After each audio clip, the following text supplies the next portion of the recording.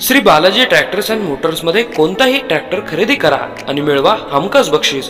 तर मग विचार कसला करताय, आजच आपला ट्रॅक्टर घरी आणा। आमचा पत्ता पुणे नाशिक हायवे, कुकडी कॉलनी, नारायणगाव, तालुका जुन्नर, जिल्हा पुणे। नगर कल्याण महामार्गावर राजुरी येथे ऊस वाहतूक करणारा ट्रक उलटल्याची घटना आज सायंकाळी 5:30 वाजण्याच्या दरम्यान घडली।